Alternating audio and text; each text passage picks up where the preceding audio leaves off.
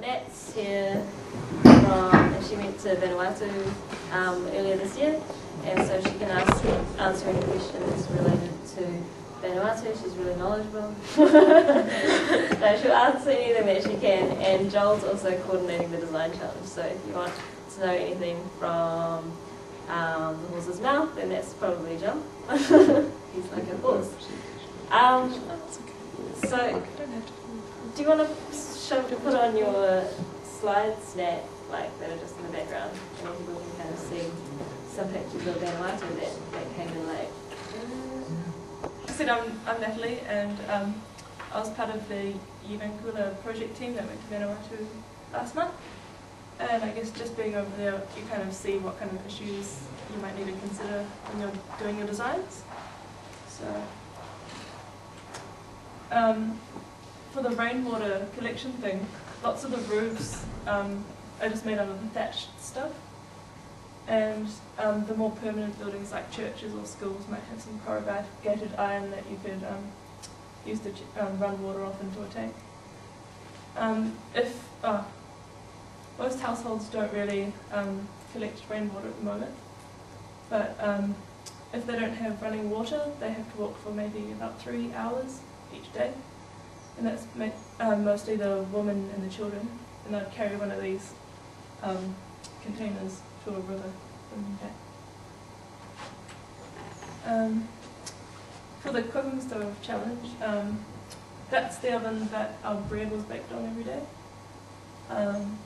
But in most houses they'll just cook right inside their house, which is bad because they get lots of fumes and things like that, and also you can imagine there's quite a big fire risk with the wood.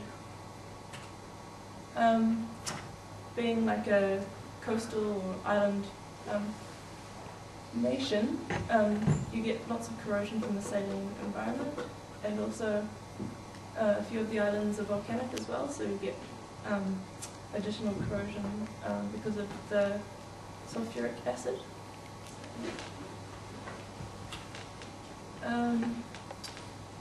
Maybe also something good to consider is how easy your designs are to transport to where they're needed, because they've got quite small planes, and the boats only go maybe twice a month or something. I went to a smaller island called Fortuna with about 300 people, and they hadn't had a boat there since January, so yeah, getting stuff to the places can be quite a big issue.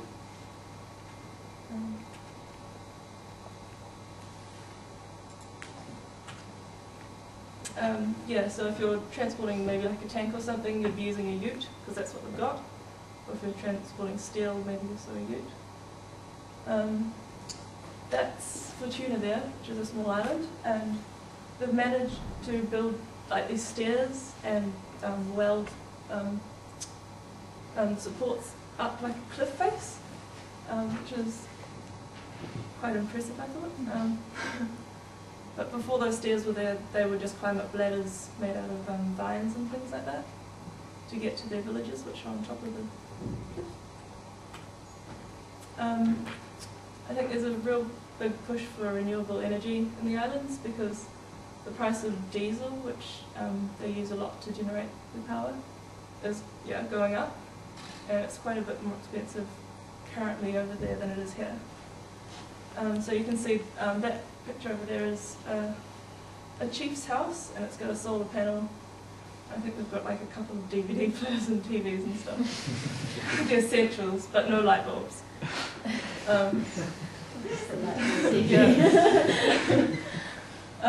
That's a wind turbine that's currently on Fortuna. It wasn't put in a very good site, so it's not producing any electricity. And it's quite a simple design to lower and raise it. There's just 3 steel square hollow sections. Yeah, and there's pivot points at that top bit, and they just unscrew that bottom bolt to raise and lower in the cyclone. One of the things I noticed was that if you've got like a square hollow section and it's not watertight, that if the water gets in and it can build up maybe at the bottom, where it goes into the ground. So in the future, that would potentially be a really weak area because if you've got that water just sitting there all the time, that's going to corrode faster. And also, things like welds aren't galvanized. So I think it was only about a year or two old, but they were already rusted.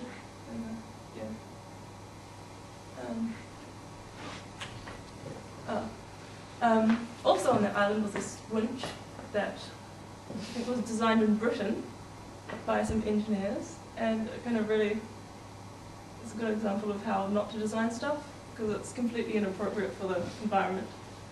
And it was like on a cliff like that, just set into the side of it.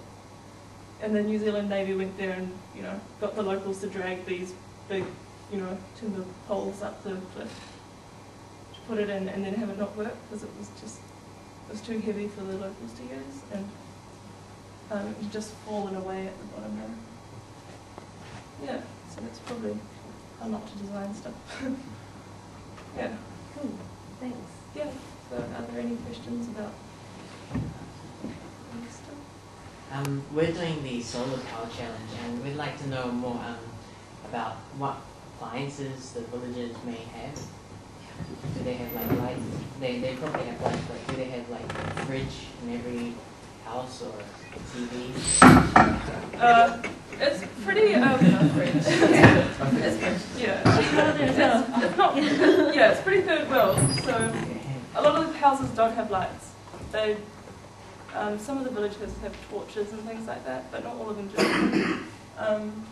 And the chiefs have TVs and stuff, but besides that, besides not that, much. Go with like lighting pretty much, and it's about the extent. There's not really any, I guess,